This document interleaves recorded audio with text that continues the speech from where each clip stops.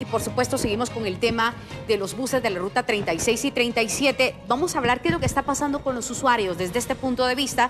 Para eso nos acompaña Edgar Guerra de la Procuraduría de los Derechos Humanos de la División de Defensoría del Usuario. Edgar, qué gusto tenerte por acá. Siempre el tema de buses de transporte colectivo pareciera ser una asignatura pendiente, más extorsiones, pero enfocándonos a la ruta 36 y 37, están siendo afectados, imagínate, 9 días ya consecutivos. Bienvenido. Gracias, buenos días y gracias por la oportunidad de dirigirme al pueblo de Guatemala en relación a este lamentable tema, flagelo social denominado extorsiones, que tiene consecuencias lamentables también para la población. Hoy estamos viendo personas arriesgando su vida viajando en pick-ups, en microbuses, con cobros desmedidos, realmente hasta de 15, 20 quetzales en cualquier hora del día, principalmente en hora pico. Esto se complica aún más. Hemos estado muy atentos a esto y ustedes como medios de comunicación pues han prestado el apoyo suficiente y necesario para poder hacer que el Estado de Guatemala, que los funcionarios públicos reaccionen. Lo que ha pasado es que esta ha sido una asignatura pendiente de parte de los diferentes gobiernos. Esto llevará al menos 4 gobiernos desde que se ha empezado a escuchar el tema de extorsiones en el transporte público, que hoy pues, ya significa un negocio multimillonario porque se ha dejado crecer esto, que hasta 275 millones de quetzales solamente del transporte público, de los transportistas que sí reportan que están siendo extorsionados. Bueno, tú mencionas cifras muy importantes. Hablamos entonces que esta problemática no es nueva. 16 años prácticamente, cuando dices tú 4 años, que ya se conocía el problema de las extorsiones, donde el vecino es afectado. ¿Ustedes tienen contabilizados o tienen un aproximado de cuántas personas se están viendo seriamente afectados ante este servicio irregular? Se hizo una estimación para el año 2014 que hubo varias paralizaciones del sistema de transporte colectivo en diferentes rutas durante el año y más de 800,000 personas salieron afectadas por estas paralizaciones. En el año 2000... ¿Y en este sector específico, 36 y 37? Es decir, el área de la Betania tiene cerca de 100,000 personas que habitan las más de 40 colonias que integran la península de la Betania. Estamos hablando de que superan las 25,000 personas diariamente que se ven afectadas por el sistema de transporte colectivo como mínimo. Esa es una estimación mínima en donde obviamente ese calvario, como ustedes lo han calificado muy adecuadamente, pues que vive el usuario guatemalteco, el usuario de transporte, se ha convertido en un indicador muy negativo para Guatemala. Es un día a día, las autoridades se sientan, ustedes como institución pues hacen los análisis, hacen las recomendaciones, pero pongámonos en el día a día. Yo tengo que llegar a mi trabajo y si no llego a tiempo corro el riesgo de que me despidan. Intento buscar la manera de llegar. Eso me hace pagar, tú decías, 15 o 20 quetzales o incluso utilizar pick-ups. Veíamos que ahora la gente ha tomado la creatividad de decir los mototaxis, no los tuk-tuks, sino que taximotos. Los taximotos. ¿No se están midiendo los riesgos también? ¿Qué están haciendo ustedes en cuanto a esto, verificaciones, monitoreos?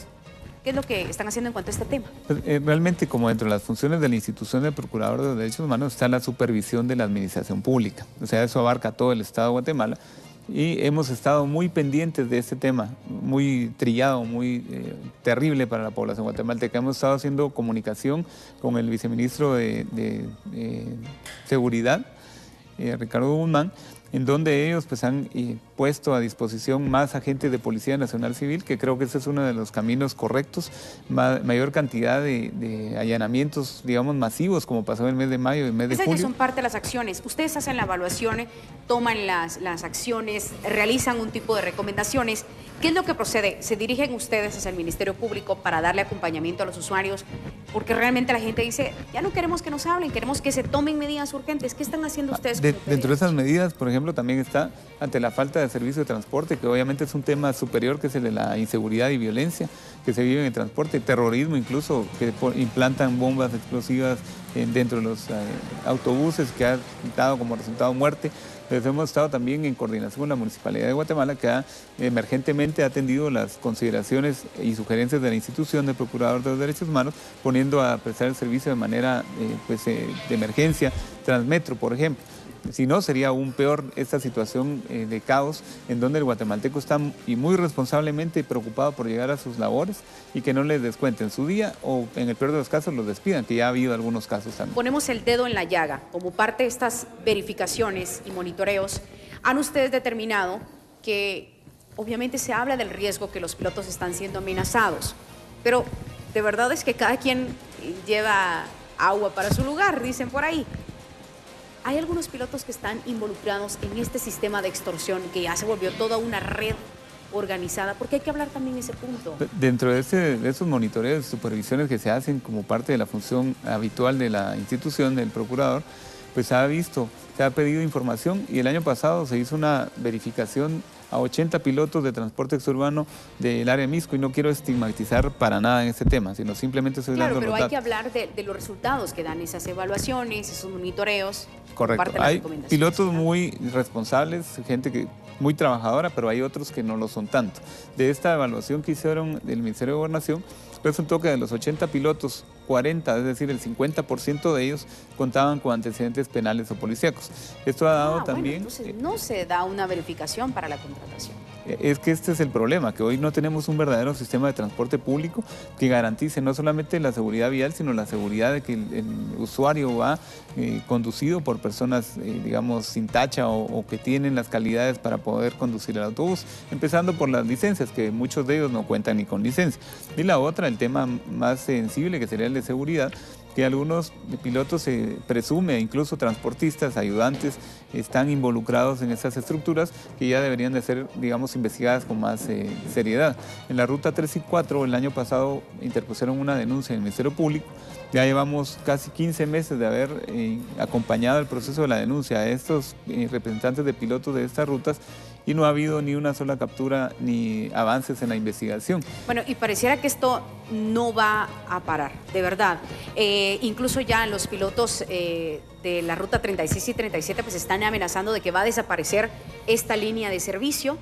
Y tú decías, las denuncias se están presentando. Como PDH están brindando acompañamiento, es decir, yo como usuaria pues me quejo de esto ante toda la inseguridad, ante la falta de servicio, me dan acompañamiento, me dan, o por lo menos gestionan que se brinde seguridad en el sector. ¿Qué es lo que viene para ustedes? Sí, medidas de corto, mediano y largo plazo. La de corto plazo, obviamente, resolver el problema de transporte que estamos viendo hoy en esas rutas, y no solamente son la 36 y 37, estamos hablando de la 3, la 4, la 96, la 40R, 203, 204, que se convierte en cíclica ese asedio que se da por diferentes grupos de extorsionistas.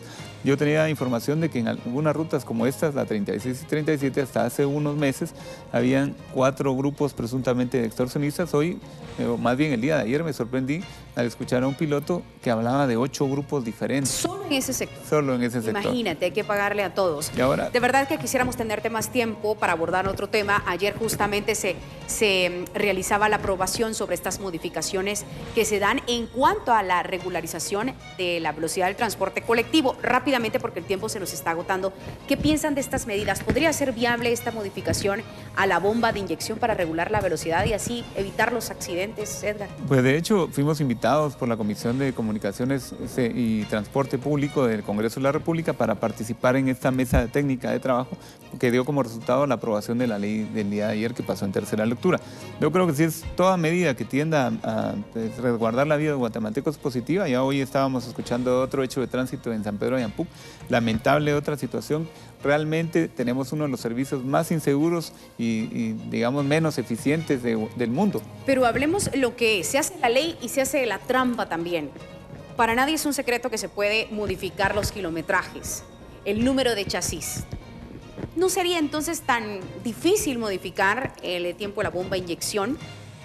Eso podría prestarse. Y hay que recordar que las unidades que vienen de segundo uso ya vienen con 20 años atrás. Correcto. Las unidades de verdad que se usan de buses son bastante viejas. Para salir de esta situación hemos estado insistiendo también que debe haber la posibilidad de que Provial, y ya fue aprobado esto, tenga la posibilidad, la facultad, mejor dicho, de poder multar.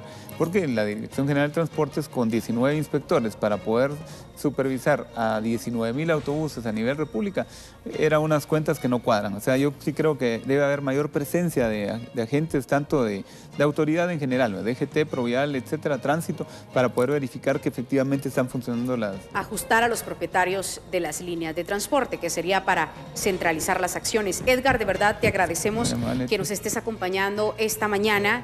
Como te dije, quisiéramos preguntarte de muchas cosas, pero el tiempo se nos agota. Estarás cordialmente invitado para platicar posteriormente sobre estos temas del transporte colectivo, que es un problema, de verdad, aunque usted no use el servicio de buses, nos afecta en general a todos.